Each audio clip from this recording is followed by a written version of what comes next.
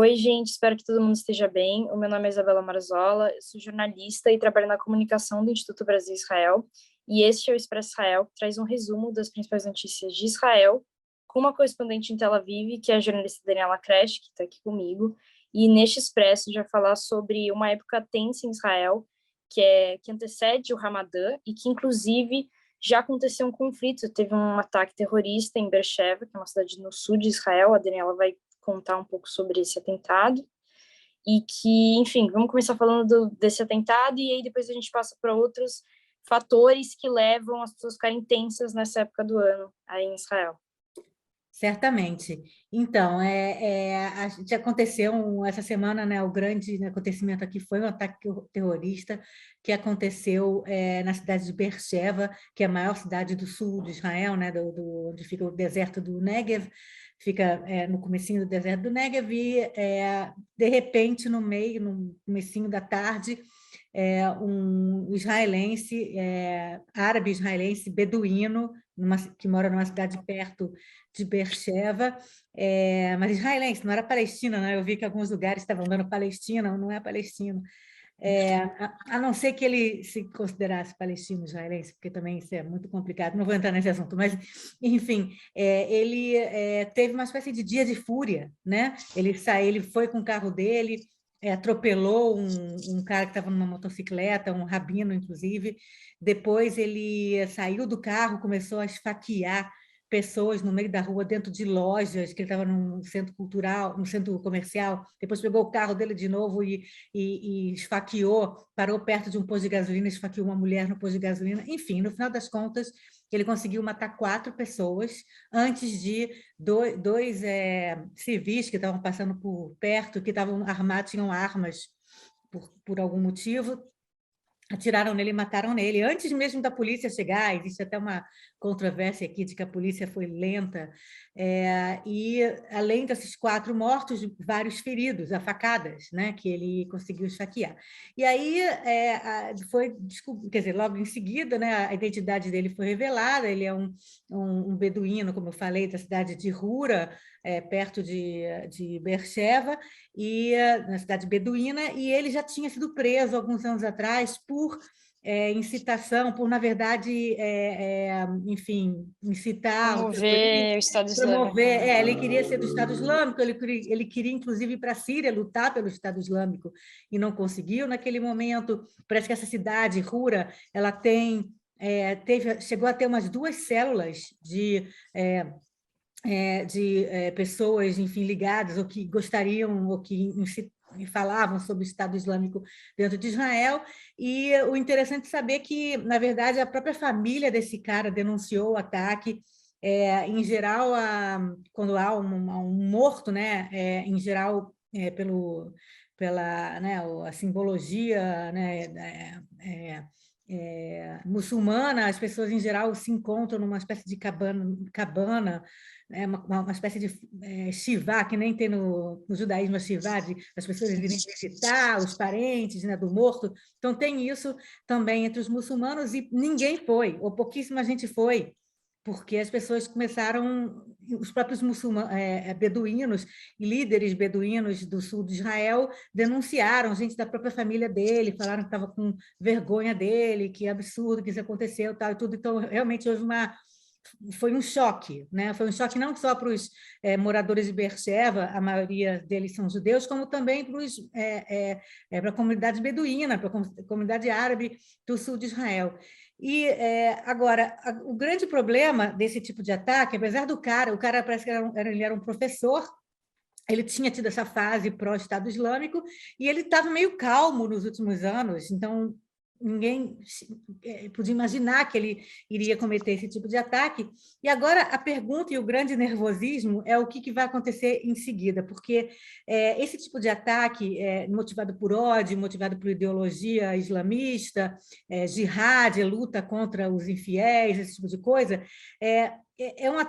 são ataques que, na verdade, eles acabam criando copycats, eles acabam motivando outras pessoas que também estão secretamente querendo cometer esse tipo de ataque, eles saem das sombras e também cometem, eles são incitados, né, eles são levados a, na verdade, fazer uma espécie de cópia desse tipo de ataque. A gente já vê, por exemplo, nas redes sociais, no TikTok, um monte de pessoas elogiando o atacante, o cara, né, que morreu, que matou, e na faixa de Gaza, muita gente saiu na rua distribuindo balas de alegria por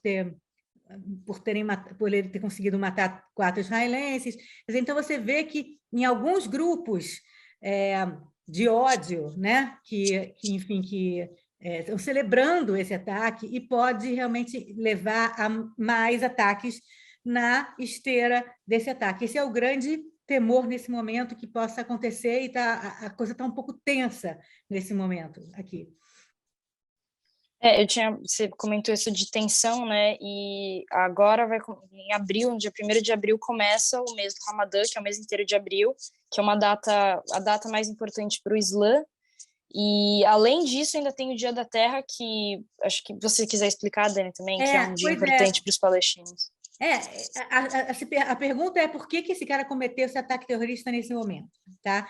O ataque aconteceu no dia 22 de março, e dia 22 de março é o aniversário da morte dos caras que criou o Hamas, que é o Sheikh Ahmed Yassin, que morreu no dia 22 de março de 2004 por um ataque israelense, um ataque israelense contra ele na faixa de Gaza, matou ele, depois, enfim, de muitos ataques terroristas que ele estava cometendo, né? E é muito famoso esse Sheikh Ahmed Yassin. Então, se demonstra que esse cara que cometeu o atentado, ele está ligado, de alguma forma, pelo menos ideologicamente, com o Hamas, porque ele realizou esse ataque no dia da morte do Sheikh Ahmed Yassin. Além da morte do Sheikh Ahmed Yassin, esse ataque acontece à véspera, como você falou, de 2 grandes eventos. O primeiro é o Dia da Terra, que é dia 30, sempre todo ano, dia 30 de março, que marca, na verdade, uma coisa que aconteceu em 1976, quando Israel, na época, quem era primeiro-ministro era o Rabin, era o primeiro-ministro, não me lembro, mas em 76, Israel disse que ia, na verdade, pegar terras, e algumas delas, né, de árabes israelenses, para o governo, né, para fazer construções, para realizar algum tipo de coisa, né? Assentamentos. Não assentamentos, não. Porque construções, né? Tem que entender que a terra aqui em Israel não é das pessoas, a terra é do Estado. Tá? Então, o Estado falou, olha, a gente vai fazer uma rodovia aqui, precisa dessa terra, vai indenizar e tudo tal. Mas, enfim, naquele momento, em 76, isso criou uma tensão muito grande com os árabes do norte de Israel. Não tem nada a ver com a Cisjordânia, não estou falando aqui de assentamentos, tá? Dentro de Israel. E houve uma greve geral em 1976 contra essa decisão do governo israelense, e houve confrontos entre a polícia e manifestantes, e 6 manifestantes morreram. 6 manifestantes árabes israelenses morreram. Então, todo ano, no dia 30 de março, é lembrada essa data, e, em geral, há marchas, às vezes confrontos, enfim, é um dia em entre que a polícia, né? entre a polícia e os árabes israelenses, lembrando essa data de 1976. Então, é agora, dia 30 de março. E, como se não bastasse, é um dia antes do começo do Ramadã esse ano. O Ramadã é um mês sagrado muçulmano, em que, em geral, é um mês que as pessoas fazem jejum durante o dia inteiro, né? Ela só come de noite, só pode comer de manhã, enfim, até o sol nascer. No momento que o sol nasceu, não se pode mais comer. Então, em geral, as pessoas são muito, enfim, introspectivas e rezam muito, e vão na mesquita e fazem jejum, continuam trabalhando normalmente, mas não comem nada e nem podem beber também durante o dia inteiro. Tipo um jejum espiritual, né? É um jejum, mas durante o mês inteiro. Sim, os que são mais rígidos não fazem sexo, não fazem nada que é considerado assim impuro. Exatamente, quer dizer, e aí de noite, quando sai, quando anoitece, em geral, há banquetes, né? É uma comemoração.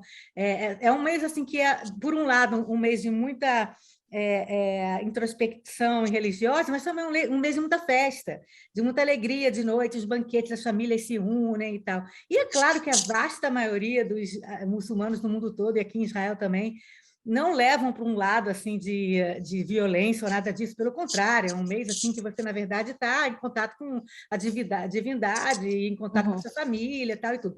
Mas existe uma tradução, uma interpretação, que, inclusive, o Estado Islâmico falava muito disso também, de que o Ramadã é um mês que você tem que estar em contato com a divindade e que você tem que realizar boas ações, você tem que, na verdade, alegrar a divindade com vários atos, entre eles a jihad, né? A luta dos muçulmanos contra os infiéis. Né? Então, seria um momento que você, na verdade, vai fazer um ataque, entendeu? Vai matar ou, sei lá, vai atentar contra um infiel, que seria isso uma coisa boa aos olhos de Alá. Mas, novamente, isso aí é uma interpretação muito de um grupo muito uma visão pequeno, fundamentalista e fundamentalista e extrema. tal e tudo. Então, existe essa tensão aqui em Israel, porque a gente vê que nos últimos anos, antes do Ramadã, acontecem esse tipo de ataques de lobos solitários, como esse cara aqui de Beersheba, que dão, na verdade, incentivo, né, e motivação e inspiração para outros lobos solitários, justamente antes do Ramadã e durante o Ramadã também. Quer dizer, na verdade, é um mês inteiro, e um pouco mais de um mês, porque é antes do Ramadã e durante o Ramadã inteiro, que lobos solitários possam, enfim, ser levados para essa interpretação aí mais fundamentalista de que você tem que cometer algum ato jihadista, né?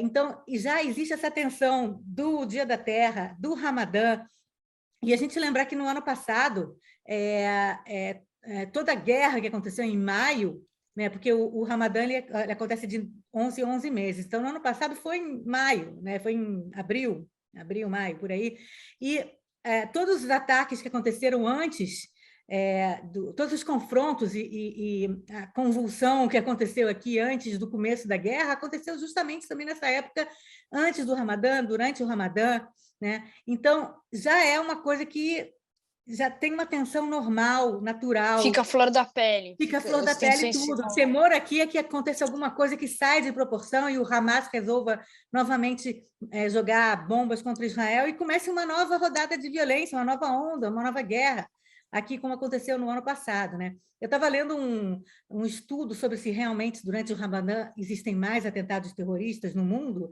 e alguns estudos dizem que, na verdade, não é tanto mais, pelo menos historicamente, mas nos últimos anos aumentou. Quer dizer, na verdade, historicamente, dos últimos 30 anos, há um aumento de 6% no número de atentados, e aí aumentou nos últimos anos para um aumento de 10% nos números de atentados antes do Ramadã. Mas em algumas regiões isso é mais acentuado. Eu acho que aqui, no conflito Israel-Palestino, isso aí é bem acentuado, principalmente depois do Estado Islâmico, que começou a propagar esse tipo de ideia, começou a propagar esse tipo de o que você tem que fazer durante o Ramadã, né? E o Estado Islâmico é um fenômeno dos últimos décadas, né? Quer dizer, então realmente existe aqui uma tensão bastante assinalada, bastante grande sobre o que vai acontecer no próximo mês aqui em Israel. E eu queria te perguntar, Dani, sobre o Monte do Templo, que também foi palco de alguns conflitos entre os judeus e os muçulmanos que vão rezar justamente também na época do pré-Ramadã, durante o início do Ramadã, que é um lugar sagrado para o judaísmo, principalmente o Muro das Lamentações, e é o terceiro mais sagrado para os muçulmanos, né? Então... pois é, quer dizer, isso aí a gente precisaria fazer um livro, né? É uma coisa muito... Rapidamente, só para as pessoas contextualizar, o Monte do Templo, o Monte do Templo ou Esplanada das Mesquitas é o mesmo lugar, né? Dependendo de que nome que você quer usar.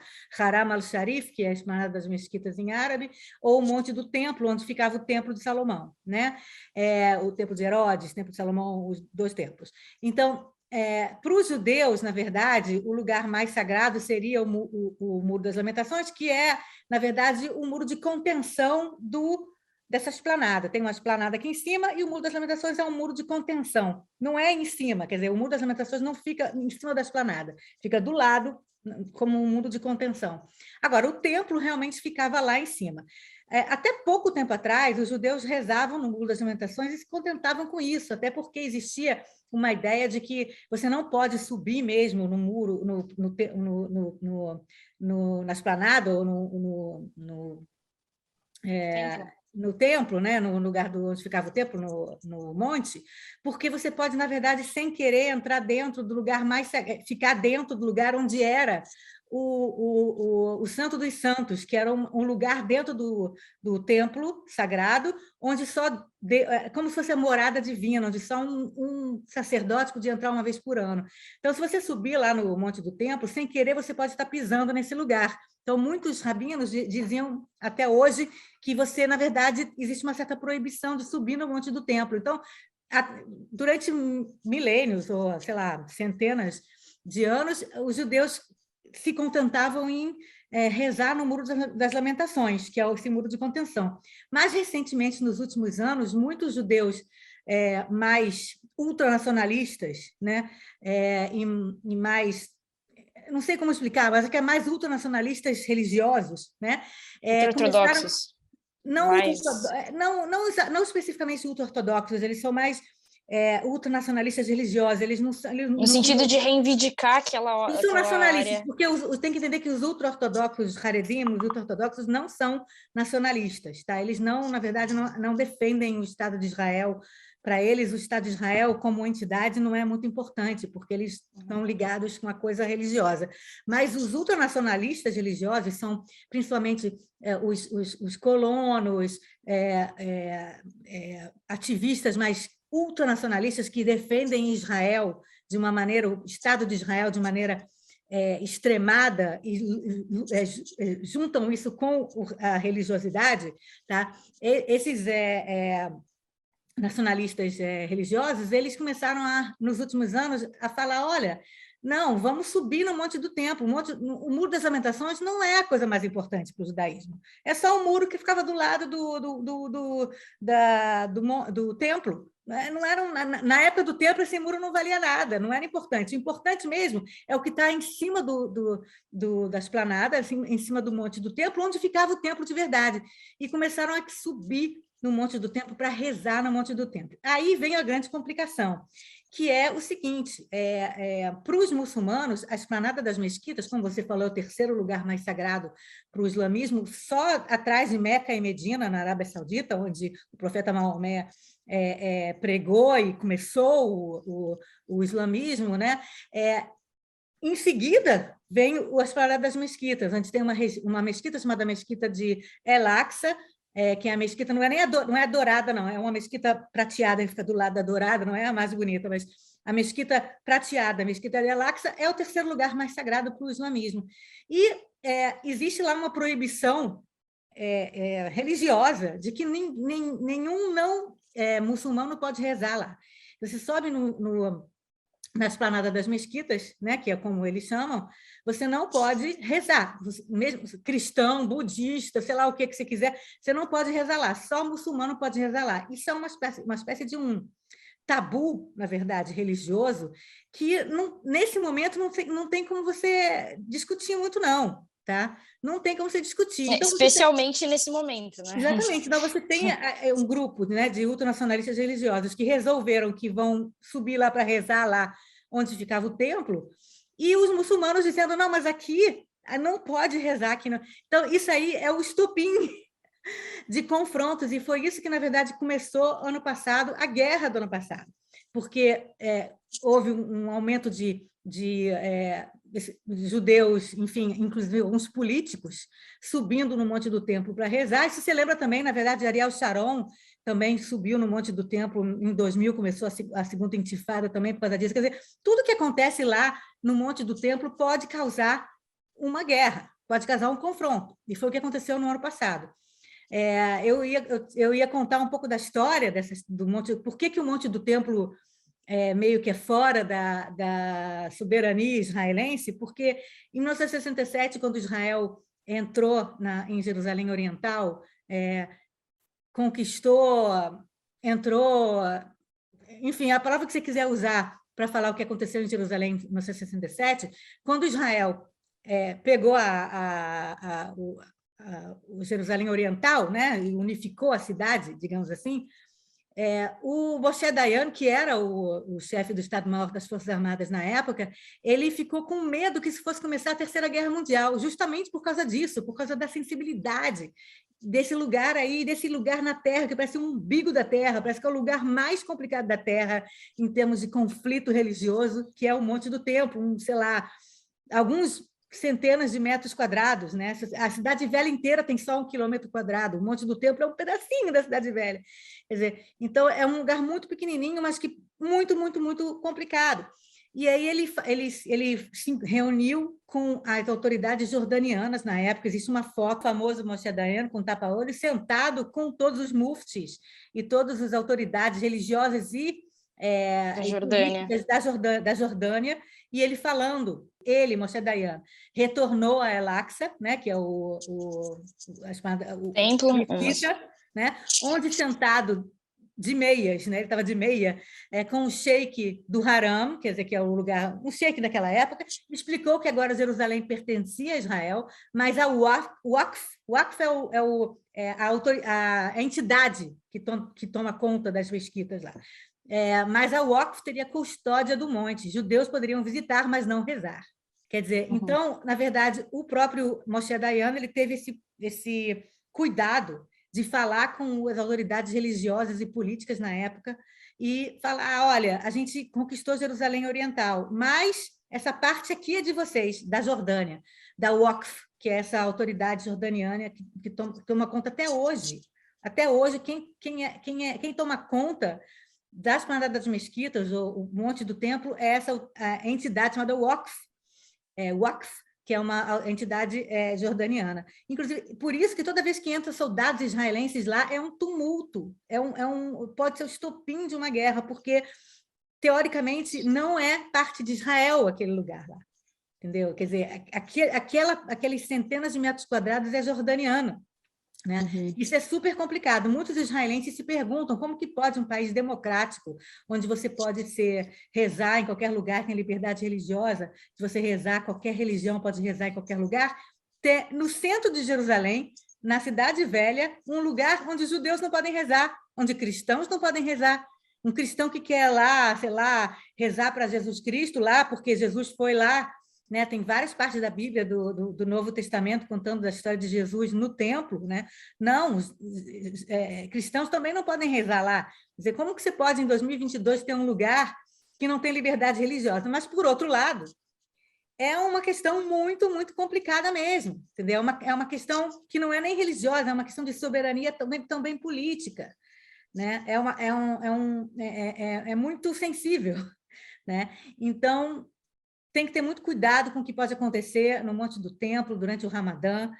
Milhares de pessoas vão rezar durante todo o Ramadã, todos os dias no Monte do Templo, nas Paradas das Mesquitas, ou Monte do Templo, e durante esse mês inteiro fica muito tenso, principalmente nos últimos anos, como eu falei, que tem esses grupos de judeus nacionalistas religiosos que querem subir lá e rezar lá. Né? E esse ano vai ser particularmente complicado, porque a gente tem Pessah, a Páscoa judaica. Pessah começa dia 15 de abril, no meio do Ramadã.